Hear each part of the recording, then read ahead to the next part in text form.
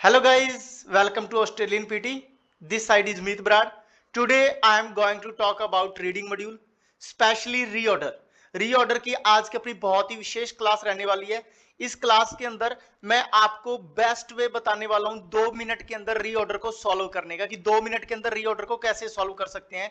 इसकी मैं आपके लिए स्पेशल टिप्स ट्रिक्स और कुछ ऐसी स्ट्रेटेजी जिससे कि आप देखते ही रीऑर्डर को सॉल्व कर लोगे, ऐसे कुछ मैं पॉइंट्स आज की क्लास के अंदर आपको बताने वाला हूं। इसके साथ ही साथ मैं आपको जो स्पेशली इंफॉर्मेशन देने वाला हूं वो है हमारी रीऑर्डर के साथ में मैं आपको प्रैक्टिस क्वेश्चंस भी साथ में करवाने वाला हूं। पहले मैं आपको थ्योरी के साथ प्रैक्टिकली नॉलेज की कैसे अपने रीऑर्डर को शॉर्ट टाइम में सॉल्व कर सकते हैं। तो रीऑर्डर के ऊपर अपने ज्यादा टाइम वेस्ट ना करते हुए डायरेक्ट आता हूं मैं प्रैक्टिस के ऊपर। तो सबसे पहले अगर अपने बात करें रीऑर्डर की, तो रीऑर्डर के अंदर कुछ अपने जो रूल्स हैं जो अपन यूज करेंगे कि किससे हमें पता चले कि ये फर्स्ट सेंटेंस है, ये सेकंड या मिडिल वाला या ये लास्ट वाला सेंटेंस है। तो इसी से रिलेटेड आज की क्लास में मैं आपको बात करने वाला हूं। तो अपने सबसे पहले अगर बात करें कि फॉर फर्स्ट सेंटेंस कि कैसे पता चले कि ये हमारा फर्स्ट सेंटेंस है, तो आपको इसके बारे में मैं आपको बता दूं कि अगर कोई सेंटेंस प्रोनाउन से शुरू होता है वो कभी भी फर्स्ट सेंटेंस नहीं हो सकता। वो कभी भी फर्स्ट सेंटेंस नहीं हो सकता। मान लो कि मैंने बोला Virat Kohli is a good player, he plays for Indian team. अब देखो, सबसे पहले मैंने बोला विराट कोहली, विराट कोहली किसी का नेम है, तो विराट कोहली के लिए ये फर्स्ट सेंटेंस हो सकता है क्योंकि ये नाउन इंडिपेंडेंट नाउन है, किसी पे डिपेंड नहीं है। फिर मैंने सेकंड बोला ही प्लेज, तो ही वर्ड किसके लिए आया? विराट कोहली के लिए।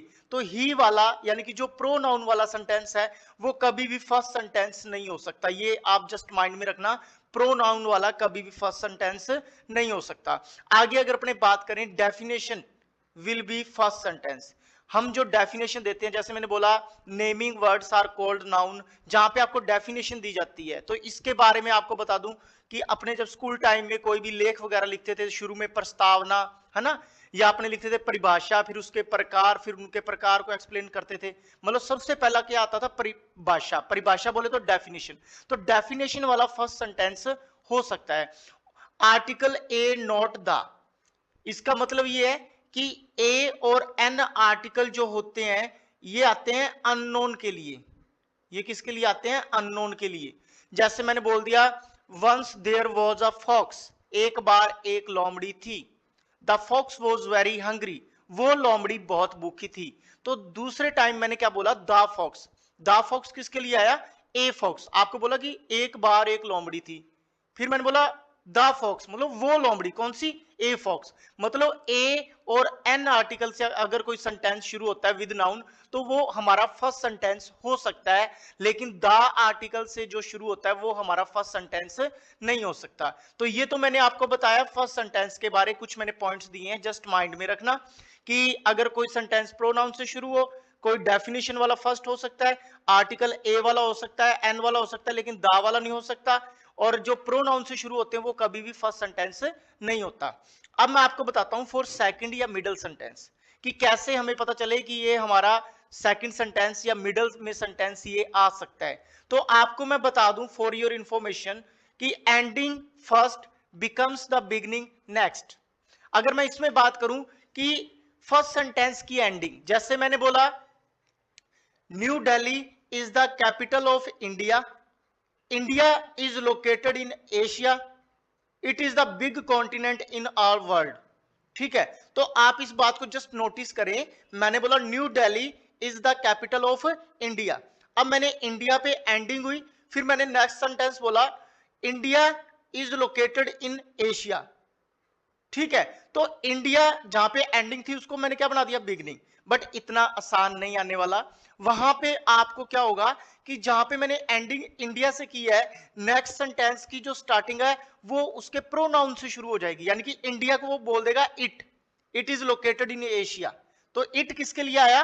इंडिया के लिए, लेकिन रूल वही लगेगा, ending first becomes the beginning next. तो मतलब इसको जस्ट माइंड में रखें। जैसे मैंने बोला he is Shyam, Shyam is known for his best teaching, तो मैंने बोला ही इज श्याम। मैंने बोला फिर next sentence he knows for his best teaching, he no मतलब उसे जाना जाता है, तो मैंने श्याम के लिए क्या लगा दिया? ही। तो जस्ट एंडिंग और स्टार्टिंग, ये जो हमारा रूल है फर्स्ट सेंटेंस का, जस्ट इसे अपने यूज कर सकते हैं, ये 100% वर्क करता है। अब मैं बात करूं कि सेकंड और मिडिल सेंटेंस के लिए मैंने आपको बताया हाउ एवर और मोर ओवर। अगर कोई ऐसा सेंटेंस है, मान लो आपके लिए रीऑर्डर के लिए 5 सेंटेंस दिए हुए हैं, there are 5 sentence for reorder, है ना, रीऑर्डर को सॉल्व करने के लिए 5 सेंटेंस दिए हैं। अगर कोई सेंटेंस की starting how ever, more over, further more ऐसे किसी से भी कनेक्टर से शुरू हो रहा है, तो वो कभी भी हमारा फर्स्ट सेंटेंस नहीं होता, उसकी पोजीशन हमेशा 3-4 यहां पे रहती है, मोस्टली पोजीशन उसकी 3-4 पे रहती है, ठीक है। मतलब ये हमारा जो अपना हाउ एवर और मोर ओवर के लिए मैंने आपको बताया, ये मिडल में वर्क करते हैं ये कनेक्टर। अब मैं आगे बात करूं फॉर लास्ट सेंटेंस कि कैसे हमें पता चले कि ये वाला लास्ट सेंटेंस हो सकता है। अगर किसी सेंटेंस के अंदर लिखा हो एज ए रिजल्ट, रिजल्ट कब आता है, आप पूरा साल पढ़ाई करते हो, रिजल्ट कब आता है, लास्ट में, तो एज ए रिजल्ट वाला हमारा लास्ट सेंटेंस हो सकता है। टू कंक्लूड वाला हमारा लास्ट सेंटेंस हो सकता है, टू सम अप वाला हमारा लास्ट सेंटेंस हो सकता है, येट वाला लास्ट सेंटेंस हो सकता है, सो वाला लास्ट सेंटेंस हो सकता है, देयरफॉर, दस, ये हमारे लास्ट सेंटेंस में कनेक्टर्स यूज होते हैं। फॉर मोर इंफॉर्मेशन, ज्यादा जानकारी के लिए अपने लास्ट में लगाते हैं। कोई सजेशन या एडवाइस दिया जाता है, जैसे मैंने बोल दिया कोई भी सेंटेंस, मैंने बोला कि आप बहुत अच्छे विद्यार्थी हो, आप मेहनत लगा के पढ़ते हो, आप सारा दिन पढ़ाई करते हो, घर पे जाके भी पढ़ाई करते हो, है ना।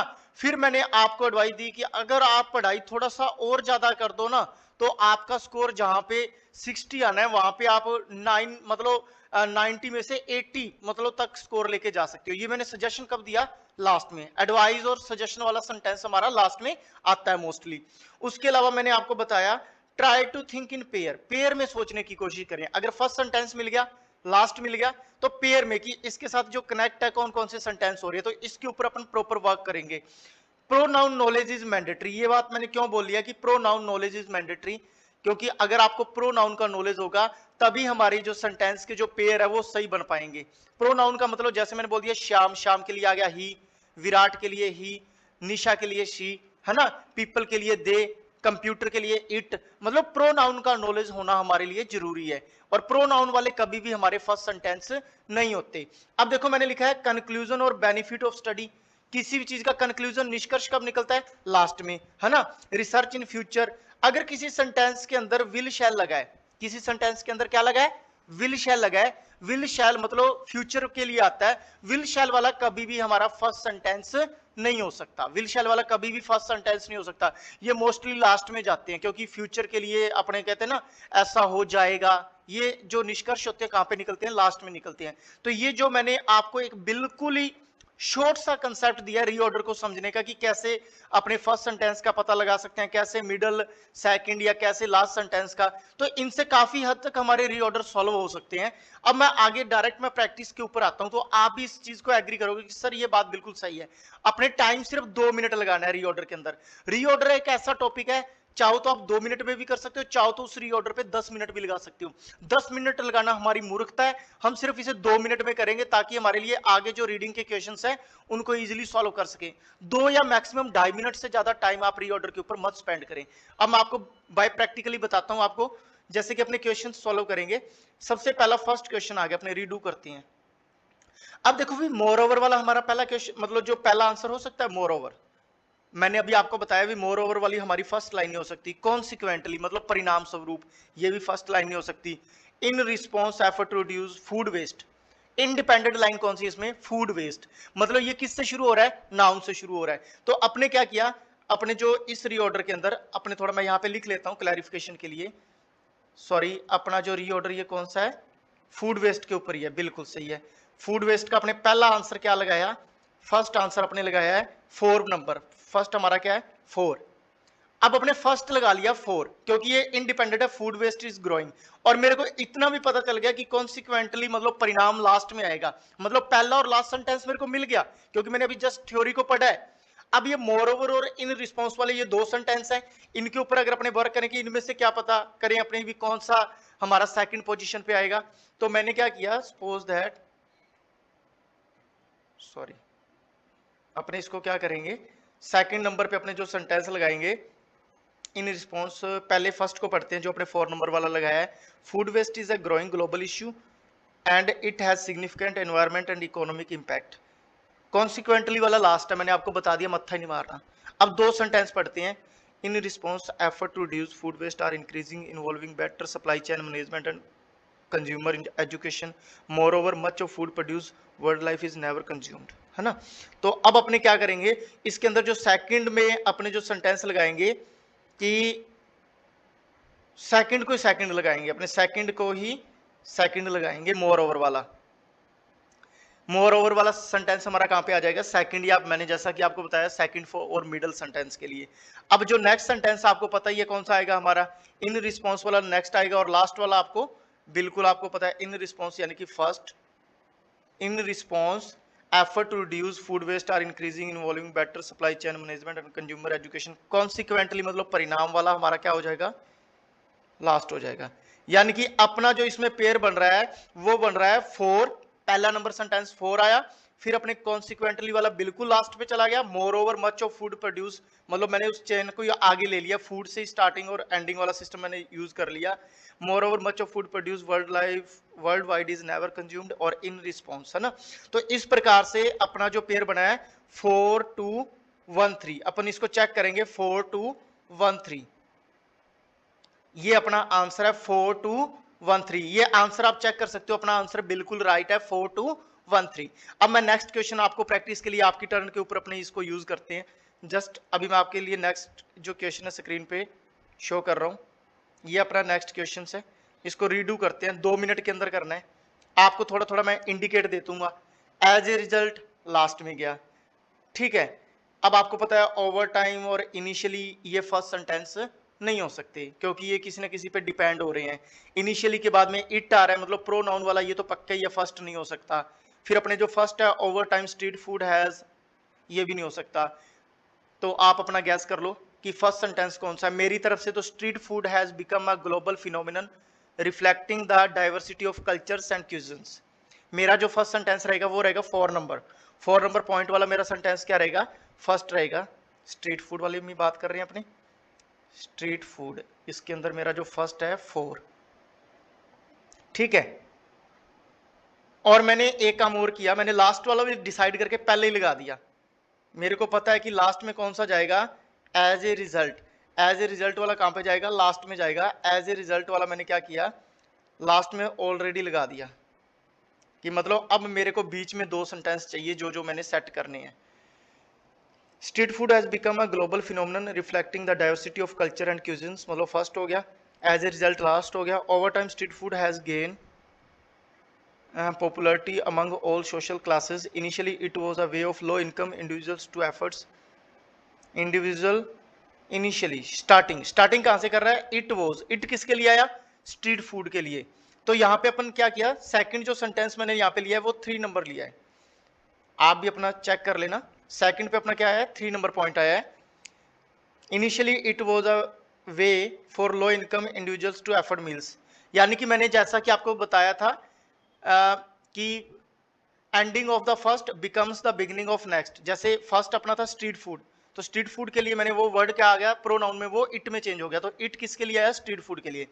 और स्टार्टिंग में initially it was a way of low income individuals, अगर अपने को इनिशियली वाला मिल गया तो अपने नेक्स्ट सेंटेंस इजीली है कि पता भी एज ए रिजल्ट लास्ट में है, तो ओवर टाइम वाला सेंटेंस अपना आ जाएगा। तो अपने क्या बन गया पेयर, अपना बन गया 4 3 1 2। अपना पेयर क्या है, 4 के बाद में अपने क्या यूज किया, 3 4 3 1 2। अपने चेक कर लेते हैं 4 3 1 2 4 3 1 2। जैसा कि आप यहाँ पे देख रहे हो ये दोनों के दोनों पेयर अपने प्रॉपर राइट हैं, 4 3 1 2 4 3 1 2, ठीक है। तो आप बेसिकली सेंटेंस देखते ही पकड़ में आ जाते हैं कि ये फर्स्ट पे जाएगा, ये लास्ट में जाएगा, इट से शुरू हो रहा है, ये फर्स्ट नहीं है ना, डेफिनेशन से शुरू हो रहा है, ये फर्स्ट है। तो मतलब कुछ एक जो मैंने पॉइंट्स स्टार्टिंग में आपको बताए हैं, जस्ट वो माइंड में रखने पड़ेंगे आपको इन सेंटेंस को सॉल्व करने के लिए। एज ए रिजल्ट सर ने बोला लास्ट में जाता है, तो वो उस चीजों को आपको कैच करना पड़ेगा। काफी हद तक रीऑर्डर अपने 2 मिनट में सॉल्व कर लेंगे। अब आगे अगर अपने बात करें, मैं नेक्स्ट रीऑर्डर की प्रैक्टिस के ऊपर आता हूं।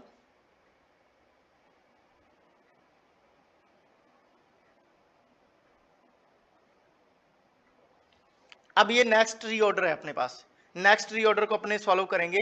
नेक्स्ट रीऑर्डर के अंदर आप गैस करो कि कौन सी लाइन फर्स्ट हो सकती है, कौन सी नहीं हो सकती। यहाँ पे अपने को प्रॉपर 2 मिनट का टाइम है। अब देखो देयरफॉर वाली फर्स्ट लाइन हो सकती है, हाउएवर की फर्स्ट लाइन हो सकती है, दीज न्यूट्रिशंस, पता नहीं कौन कौन से nutritions. Beef is the rich source of beef, यानी कि ये नाउन से शुरू हो रहा है, यानी कि सेंटेंस किससे शुरू हो रहा है, नाउन से, और ये किसी पे डिपेंड भी नहीं है। तो ये बीफ वाला जो अपना रहेगा वो फर्स्ट सेंटेंस रहेगा। बीफ वाला क्या रहेगा, फर्स्ट। टॉपिक क्या चल रहा है, ये बीफ के ऊपर ही है। तो अपन ने क्या किया, बीफ के ऊपर अगर अपने बात करें तो अपना जो फर्स्ट सेंटेंस अपना है थर्ड नंबर सेंटेंस है अपना first. Beef is a rich source of essential nutritions including protein, iron and B vitamins. अब दीज न्यूट्रिशंस कौन कौन से जो ऊपर बताए गए हैं, प्रोटीन, आयरन, बी विटामिन्स, तो दीज न्यूट्रिशंस किनके लिए है, एंडिंग बिकम्स द बिगनिंग। तो मैंने जो सेकंड सेंटेंस लिया है वो कौन सा लिया है, वो लिया है मैंने 4 नंबर जो सेंटेंस है वो हमारा क्या हो गया, नेक्स्ट हो गया, है ना। अब आगे अगर अपने बात करें कि 4 नंबर सेंटेंस के बाद में कि नेक्स्ट सेंटेंस अपने की कौन सा आएगा, मैंने बता दिया बीफ के बाद में ये फर्स्ट हो गया, ये सेकंड हो गया। अब इसके बाद में नेक्स्ट सेंटेंस की अगर अपने बात करें तो अपन कौन सा यूज करेंगे, देयरफॉर वाला लास्ट में जाएगा।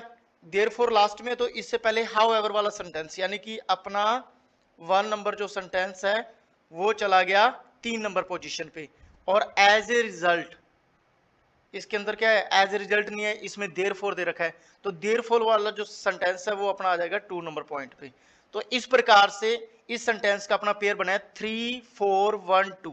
अपन चेक करेंगे, सबसे पहले बीफ वाला इंडिपेंडेंट सेंटेंस, फिर जो लास्ट में एंडिंग बिकम्स द बिगनिंग, फिर उसके बाद में आगे अगर अपने बात करें कि जो नेक्स्ट सेंटेंस है हाउएवर वाला जो सेंटेंस अपना कहां पे चला गया, 3 नंबर पोजीशन पे चला गया।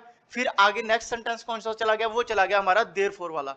तो मतलब अपना जो पेयर बना है वो बना है 3 4 1 2। अपन चेक करेंगे 3 4 1 2, ये अपना पेयर बिल्कुल राइट है, 3 4 1 2। मतलब जो मैं आपको थ्योरी बता रहा हूं ये थ्योरी प्रॉपर वर्क कर रही है, नो डाउट। इसको अपने इजीली कर सकते हैं, ये थ्योरी हमारे लिए प्रॉपर वर्क कर रही है, इसमें कोई दो राय नहीं है। बस आपको सेंटेंस को कैच करना है कि ये फर्स्ट है ये सेकंड है। आप प्रत्येक को लेके इतना लेंथी मत लो, अगर आप सेंटेंस को लेंथी लोगे तो वो ज्यादा अपने लिए कॉम्प्लिकेटेड हो जाता है। अब आगे अगर अपने बात करें नेक्स्ट लास्ट, ये जो अपना रीऑर्डर है इसको आपने खुद सॉल्व करना है, जल्दी से इसे सॉल्व करके मुझे बता दो। ये जो रीऑर्डर है आपने खुद सॉल्व करना है। देख लो भाई, एज ए रिजल्ट आ गया, लास्ट में चला गया, है ना। हाउएवर वाली लाइन पहली लाइन नहीं हो सकती, इनिशियली वाली लाइन पहली लाइन नहीं हो सकती। पहली लाइन मोस्टली जो नाउन से शुरू होती है, जो किसी पे डिपेंड नहीं होती, इंडिपेंडेंट लाइन होती है, स्टार्टिंग से पता चल जाता है। जैसे मैं आपको थोड़ा सेंस बता देता हूँ, air travel is one of the safest mode of transportation thanks to rigorous safety standards and technological advancements.